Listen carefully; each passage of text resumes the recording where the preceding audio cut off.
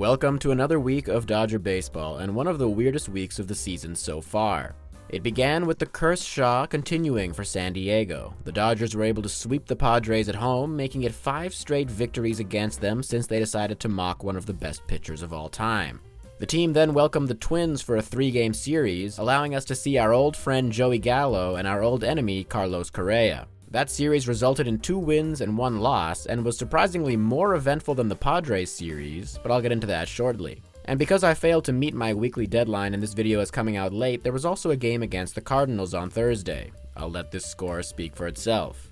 And now let's take a look at the pitching, which has been all over the place this week. Julio Urias gave us 1 great performance and 1 terrible one, pushing his ERA to a 4.39.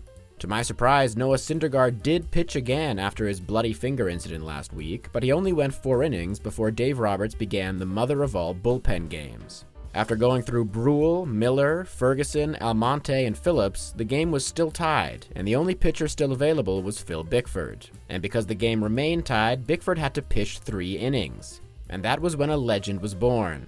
After giving up a run in his first inning, Big Dick Bick settled in and completely dominated for 2 more innings, allowing the weirdest ending of the season to happen. After the Twins intentionally walked Freddie and Muncy to load the bases in the 12th inning, Trayce Thompson was the only man in their way. And here's what happened.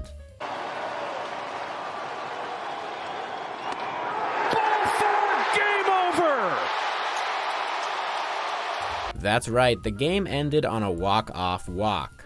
And even though the umpires were the biggest reason we won that game, we'll take it. After a bullpen game like that, Roberts was certainly hoping the starters could carry the rest of the series. Unfortunately, Clayton Kershaw only lasted 4 innings the next day, further depleting our relievers. And the day after that, when things seemingly couldn't get any worse for the pitching, Dustin May was pulled from the game after just 1 inning. The Dodgers had just called up the pitcher Dylan Covey, an LA native who hasn't pitched in the majors since 2020. Luckily for us all, he went 4 innings and only gave up 2 runs, taking a huge strain off the bullpen. He did leave the bases loaded, but thankfully Victor Gonzalez came in and didn't give up a single run. So we did win that game in the end, but the news about Dustin May is devastating. Roberts has since said that it's not a UCL injury, so Tommy John surgery hopefully won't be necessary, but that May will be out for at least a month and probably beyond that. I'd be very surprised if the Dodgers don't call up Gavin Stone again, considering he's pretty much the only other starter option we have right now. Ryan Pepio's return from the IL has been pushed back again, but Michael Grove could thankfully be coming back soon. Really didn't want to get to a point in the season where Michael Grove's return was a hallelujah moment, but here we are. So on the list of concern this week is the starting rotation. Even though guys like Kershaw and Gonsolin have been reliable so far, the strength of the rotation is certainly being tested right now. And even though the bullpen gave up 10 runs on the 18th, I'm still going to put them on the clutch list for the heavy lifting our relievers had to do this week. Also on the clutch list is James Outman, who broke a bit of a cold streak on the 17th to do this.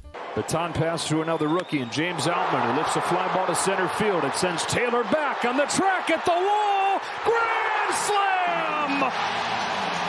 Dodgers take a 7-3 lead.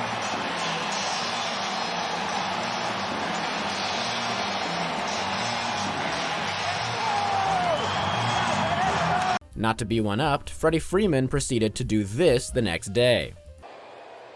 On 0-1, Freeman lifts it in the air to center field. Newbar's going back. He's at the track. He's at the wall. And 300 is a grand slam! That also happened to be his 300th home run.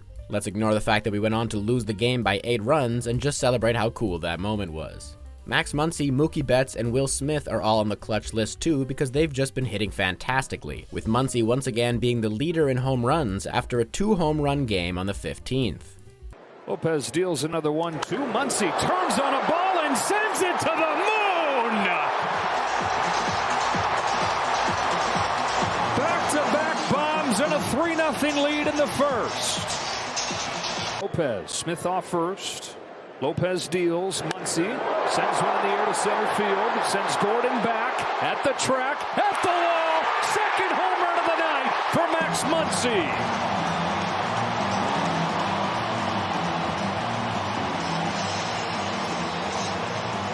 And And even though we got that walk-off walk from Thompson this week, he is most definitely going on the list of concern, as it has now been over a month since he got his last hit, with his batting average dipping down to 117. He's getting dangerously close to the Barnes line.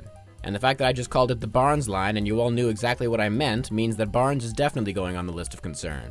So as happy as it makes us to sweep the Padres, I do have a hearty bit of concern for the team right now. It's nothing we can't overcome, but it's going to be very telling to see how the team handles the problems it currently has.